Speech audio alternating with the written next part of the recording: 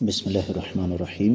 معزز خاتم حضرات، السلام علیکم ورحمۃ اللہ وبرکاتہ۔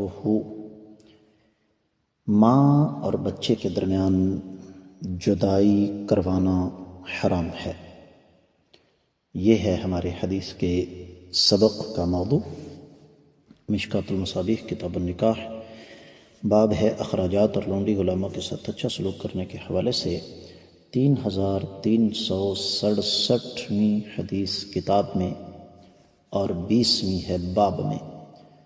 الفاظ سماعت فرمائیے گا۔ وعن ابی ایوب رضی اللہ عنہ قال سمعت رسول اللہ صلی اللہ علیہ وسلم یقول من فرق بین والدۃ وولدها فرق اللہ بینہ وبین احبتہ یوم القیامۃ، رواہ الترمذی والدارمی۔ معزز خواتین و حضرات، آپ نے یہ سماعت فرمایا کہ یہ روایت سنن ترمذی اور سنن دارمی میں ہے۔ تفصیلی حوالہ آپ کی خدمت میں رکھ رہا ہوں۔ سنن ترمذی خرید و فروخت کے مسائل 52واں باب ہے۔ غلاموں کی بیع میں دو بھائیوں یا ماں اور اس کے بچے کے درمیان تفریق حرام ہے۔ 1283ویں حدیث اور 1566ویں۔ اور پھر حدیث کی اور بھی کتابوں میں یہ روایت موجود ہے، لیکن میں سمجھتا ہوں کہ اس کا لمبا چوڑا حوالہ دینے کی ضرورت اس وجہ سے نہیں ہے کہ یہ حدیث اللہ تعالیٰ کی توفیق سے سند کے اعتبار سے بالکل صحیح ہے۔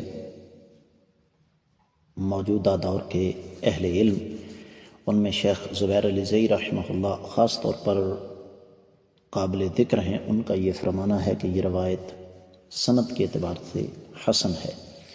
شیخ البانی رحمہ اللہ بھی اس کو حسن قرار دیتے ہیں، دیگر اہل علم نے بھی اس کو قابل حجت قرار دیا۔ ترجمہ سماعت فرمائیے گا۔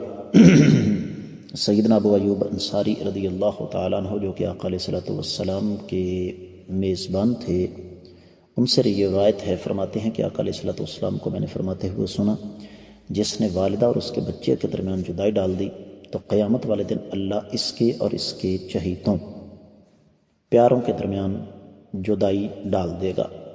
معزز خواتین حضرات، بظاہر اس حدیث سے ہمارے موضوع کے لحاظ سے یہ معلوم ہوتا ہے کہ اگر غلاموں کا جو سلسلہ چلتا تھا کسی دور میں، اگر کوئی لونڈی یا کوئی غلام صاحب اولاد ہے تو شرعی طور پر لونڈی کو الگ اور اس کے بچے کو الگ، یا غلام کو الگ اور اس کے بچے کو الگ فروخت کرنا حرام ہے۔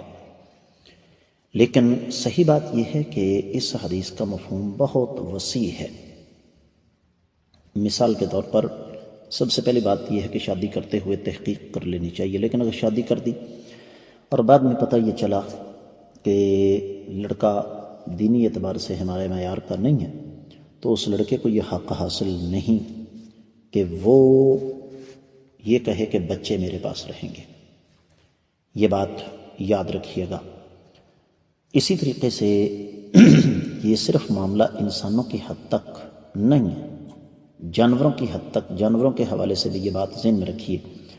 ہم نے اپنی آنکھوں سے یہ دیکھا ہے کہ بہت بڑا ظلم ہوتا ہے، بہت بڑا ظلم ہوتا ہے کہ گائے ہے، بھینس ہے، بکری ہے، بھیڑ ہے، اونٹنی ہے، ان کے بچوں کو الگ فروخت کر دیا جاتا ہے اور ان کی ماں کو الگ فروخت کر دیا جاتا ہے۔ یہ شرعی نقطہ نظر سے بہت بڑا جرم اور بہت بڑا گناہ ہے، اس لیے کہ اللہ ملک العلم رب الجلال والاکرام نے سلسلہ ہی اس قسم کا رکھا ہے کہ انسان ہو یا جانور، والدین اپنے بچوں سے پیار محبت کرتے ہیں۔ لہذا یہ ایک کلی قاعدہ ذہن میں رکھ لیجئے گا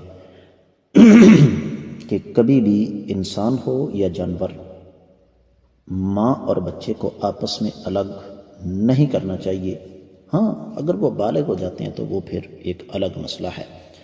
تو میں امید کرتا ہوں کہ آپ کو یہ حدیث اچھی طرح سمجھ آ گئی ہوگی اور اس کا انجام کار بھی آپ کے سامنے ہوگا۔